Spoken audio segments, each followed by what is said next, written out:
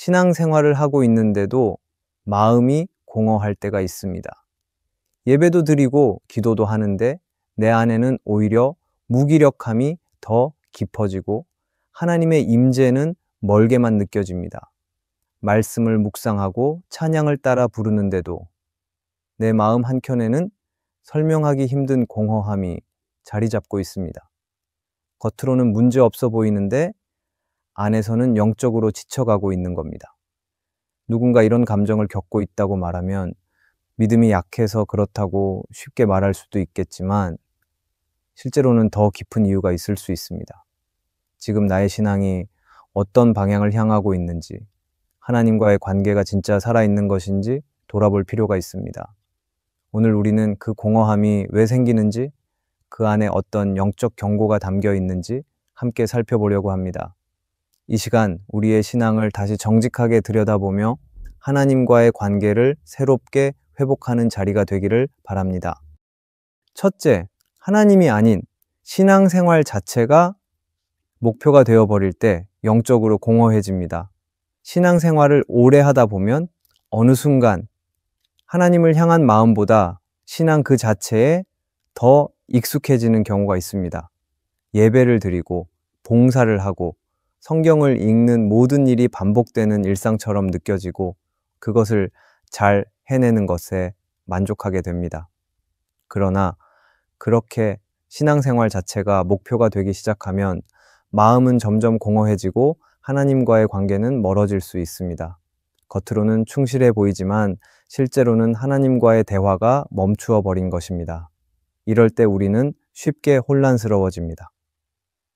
나는 교회도 빠지지 않고 다니고 있는데 왜 마음은 이렇게 메마른 걸까? 라는 생각이 들기 시작합니다. 예수님 시대의 바리새인들도 마찬가지였습니다. 그들은 율법을 철저히 지키며 종교적인 삶에 충실했습니다. 그러나 예수님은 그들의 마음이 하나님과 멀어져 있다는 것을 아셨습니다. 외적인 의식은 완벽해 보였지만 그 안에는 하나님을 향한 갈망이 없었습니다. 그들은 기도하고 금식하고 헌금을 하면서도 그것이 하나님과 가까워지는 것이 아니라 자신을 드러내는 수단이 되어버렸습니다. 결국 예수님은 그들을 향해 입술로는 나를 공경하지만 마음은 내게서 멀도다 라고 말씀하셨습니다. 바리새인들의 모습은 오늘날 우리의 모습과도 닮아 있습니다. 예배를 드리면서도 마음은 딴 곳에 있고 기도는 하지만 진심은 담겨 있지 않은 채 형식만 남아있는 경우가 그렇습니다. 신앙생활이 익숙함으로만 채워질 때 우리는 그 안에서 기쁨을 찾기 어려워집니다. 아무리 많은 예배를 드려도 그 안에 하나님을 향한 진심이 없으면 마음은 점점 메말라 갑니다. 이 공허함은 단순한 감정이 아닙니다. 하나님께로 더 깊이 나아가라는 내면의 울림일 수 있습니다. 하나님은 우리가 형식에만 머무르기를 원하지 않으십니다. 반복되는 신앙의 틀 안에 안주하지 않고 하나님 자신을 구하며 나아오기를 바라십니다. 때로 하나님은 이 공허함을 통해 말씀하십니다. 마음이 텅 빈 것처럼 느껴질 때 우리는 오히려 그 자리에서 하나님을 더 깊이 찾을 수 있습니다. 신앙생활에 충실하지만 마음이 무기력하다면 지금이 바로 하나님께 마음을 다시 드릴 때일 수 있습니다. 예배의 형식을 넘어 하나님과의 관계를 다시 회복해야 할 때입니다. 공허함을 피하려 하지 말고 그 공허함을 하나님을 찾는 자리로 바꾸기 바랍니다. 하나님은 형식에 충실한 자보다 마음을 열고 나아오는 자를 기쁘게 받으시는 분이십니다. 지금 우리가 마주한 이 영적 공허함은 하나님이 우리를 다시 그분의 마음으로 부르시는 자리가 될 수 있습니다. 우리를 부르시는 하나님을 바라보고 우리가 하나님이 아닌 신앙생활 자체를 목표가 하지 않기를 바랍니다. 둘째, 과거의 은혜만 기억하고 현재의 하나님과 교제하지 않을 때 영적으로 공허해집니다. 신앙생활을 하다 보면 과거에 경험한 하나님의 은혜가 마음에 깊이 남게 됩니다. 처음 믿었을 때의 감격, 기도 중에 눈물 흘리며 응답받았던 기억, 예배 가운데 하나님이 살아계심을 강하게 느꼈던 순간들이 소중한 추억이 됩니다. 그래서 우리는 그때를 자주 떠올립니다. 그 시절의 신앙이 내 인생에서 가장 뜨거웠다고 고백하기도 하고 그때처럼만 되면 좋겠다고 말하기도 합니다. 하지만 시간이 흐르고 삶이 바빠지면서 그런 경험은 점점 과거의 이야기가 되고 맙니다.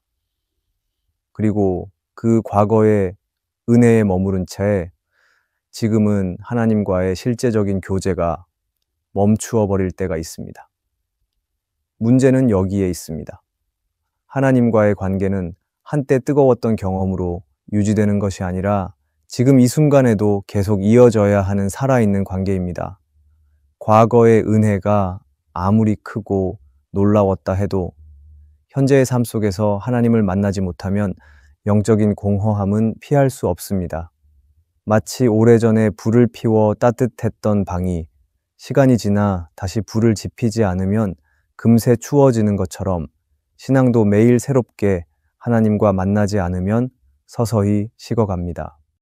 성경을 보면 이스라엘 백성도 과거에 은혜에만 기대려 했던 모습을 보게 됩니다. 하나님이 홍해를 가르시고 만나를 내려주시고 불기둥과 구름기둥으로 인도하셨을 때는 그분의 살아계심을 분명히 느꼈습니다. 그런데 그 은혜를 경험한 바로 그들이 시간이 지나면서 하나님을 잊고 불평하고 금송아지를 만들어 섬기기까지 했습니다. 과거의 은혜가 현재의 순종으로 이어지지 못하면 결국 마음은 다시 세상을 향하게 되고 하나님과의 관계도 흐려질 수밖에 없습니다. 우리도 그렇습니다. 예전에는 말씀을 읽는 것이 기쁨이었고 예배 시간이 기다려졌던 적이 있습니다. 하지만 지금은 핸드폰을 먼저 찾고 예배는 의무처럼 느껴지며 기도는 해야 하니까 겨우 시간을 내어드리는 형식으로만 남아있지는 않은지 돌아봐야 합니다. 하나님은 우리가 그분과의 현재의 관계 속에서 살아가기를 원하십니다. 어제의 믿음이 오늘의 영적인 생명을 보장하지는 않습니다. 오늘도 하나님의 음성을 듣고 말씀 안에 머무르고 진심으로 하나님 앞에 서야 우리의 영혼이 살아있을 수 있습니다. 과거의 은혜는 분명히 귀한 기억이지만 그 은혜를 반복해서 떠올리는 것으로는 영적인 만족을 얻을 수 없습니다. 지금 이 순간 하나님과의 교제가 없으면 신앙은 껍질만 남게 됩니다. 공허함은 바로 그 지점에서 시작됩니다. 하나님은 과거보다 지금의 우리의 마음을 더 원하십니다. 과거의 간증이 아니라 오늘의 고백을 기다리고 계십니다. 우리가 다시 하나님 앞에 나아가 현재의 삶 속에서 하나님의 임재를 구하고 말씀을 통해 하나님의 음성에 귀 기울일 때 그 공허함은 조금씩 사라지고 하나님과의 관계는 다시 회복되기 시작할 것입니다. 우리가 과거의 은혜만 기억하고 현재의 하나님과 교제하지 않을 때 영적으로 공허해진다는 것을 기억하기 바랍니다. 셋째, 회개는 하지만 삶의 패턴은 바뀌지 않을 때 영적으로 공허해집니다. 신앙생활을 하면서 우리는 죄를 지을 때마다 하나님 앞에 회개합니다. 눈물로 기도하고 다시는 반복하지 않겠다고 다짐하며 하나님께 용서를 구합니다. 그런데 시간이 지나면 또다시 같은 죄에 넘어가고 다시 회개하고 다시 반복하는 일을 경험하게 됩니다. 그때 마음속 깊은 곳에서 이런 생각이 들 수 있습니다. 내가 진짜 회개한 걸까? 하나님은 이 회개를 받아주실까? 그렇게 반복되는 회개와 실패 사이에서 점점 무기력해지고 결국에는 하나님 앞에 나아가는 마음도 약해질 수 있습니다. 겉으로는 회개하는 것처럼 보이지만 삶의 방향은 달라지지 않은 채 그대로인 경우 영혼은 점점 메말라 갑니다. 문제는 우리가 회개를 감정적인 반응으로만 여길 때입니다. 눈물 흘리고 죄책감을 느끼는 것이 회개의 전부라고 생각하면 실제 삶은 전혀 달라지지 않고 이전과 똑같은 방식으로 살아가게 됩니다. 그런데 성경에서 말하는 회개는 단순히 슬퍼하고 후회하는 것을 넘어섭니다. 회개는 방향을 바꾸는 것입니다. 지금까지 걸어오던 길을 멈추고 하나님께로 돌아서는 것입니다. 감정만으로는 삶을 바꿀 수 없습니다. 회개는 구체적인 행동의 변화로 이어져야 하고 습관과 선택이 달라져야 비로소 그 열매가 나타납니다. 예수님께서 회개에 대해 말씀하실 때 단순히 죄를 슬퍼하라고 하지 않으셨습니다. 회개하라, 천국이 가까이 왔느니라고 하셨습니다. 하나님의 나라가 가까이 왔다는 이 선언은 단지 죄를 용서받는 차원을 넘어서 이제는 하나님을 주인으로 삼고 새로운 삶의 방식을 따라 살라는 초대였습니다. 그런데 많은 사람들이 회개는 하지만 여전히 옛 방식으로 생각하고 말하고 행동합니다. 교회는 다니고 예배는 드리지만 일상에서는 여전히 세상의 기준과 방법을 따라갑니다. 그렇게 되면 마음은 점점 메말라지고 하나님과의 관계도 멀어지는 것을 느끼게 됩니다. 예를 들어, 내가 누군가를 미워한 것을 회개했다고 해도 그 사람에 대한 태도와 말이 바뀌지 않는다면 그것은 온전한 회개가 아닙니다. 내가 게으름과 나태함을 회개했다고 해도 시간을 사용하는 습관이나 일상을 대하는 태도가 달라지지 않는다면 그 회개는 아직 열매 맺지 못한 상태입니다. 삶이 바뀌지 않으면 결국 다시 그 자리에 머물게 됩니다. 그렇게 되면 하나님과의 거리도 점점 멀어지고 내 안에 쌓인 공허함은 깊어질 수밖에 없습니다. 우리는 하나님께 자주 용서를 구하지만 회개 이후에 구체적으로 무엇을 바꿨는지 돌아볼 필요가 있습니다. 말씀을 더 붙잡았는지, 기도의 자리를 지켰는지, 내 삶의 우선순위를 하나님께로 옮겼는지 생각해 보아야 합니다. 회개는 단지 하나님께 미안하다고 말하는 것이 아니라 내 삶 전체를 다시 하나님의 뜻 안으로 옮겨 놓는 일입니다. 그때야 비로소 공허함은 채워지기 시작하고 영적인 생명이 다시 살아나기 시작합니다. 하나님은 우리가 자주 실패하는 것을 책망하지 않으십니다. 오히려 우리가 진심으로 다시 돌아오기를 기다리고 계십니다. 그러나 돌아옴에는 반드시 방향의 전환이 있어야 하고 실제 삶의 변화가 뒤따라야 합니다. 그래야 우리의 회개가 진실하고 그 회개를 통해 다시 하나님과 가까워질 수 있습니다. 회개는 시작일 뿐이고 진짜 신앙은 그 이후의 삶에서 증명되어야 합니다. 우리가 반복되는 회개 속에 머물지 않고 실제로 삶의 방향을 하나님께로 바꿔가기를 바랍니다. 그렇게 살아갈 때 영적인 공허함은 조금씩 사라지고 하나님과 동행하는 기쁨이 다시 회복될 수 있습니다. 우리가 회개는 하지만 삶의 패턴은 바뀌지 않을 때 영적으로 공허해진다는 것을 기억하기 바랍니다. 넷째, 하나님을 축복과 문제 해결의 도구로만 여길 때 영적으로 공허해집니다. 신앙생활을 시작한 이유가 무엇인지 되돌아보면 많은 경우 하나님께 도움을 구하기 위해였던 때가 있습니다. 삶이 어려웠기 때문에, 문제가 생겼기 때문에, 두려움이 밀려왔기 때문에 하나님을 찾았던 기억이 있을 수 있습니다. 처음에는 그 절박함이 하나님께로 나아가는 계기가 되었고 그것도 분명 하나님의 은혜였습니다. 그런데 시간이 지나도 여전히 하나님을 나의 문제를 해결해 주는 분, 축복을 내려주는 분으로만 여기고 있다면 신앙은 점점 공허해질 수밖에 없습니다. 하나님을 전능하신 분으로 믿고 있지만 내 인생의 주인이 아니라 필요할 때 불러야 할 분 정도로만 생각하게 되면 기도도 얕아지고 예배도 형식적이 되어 갑니다.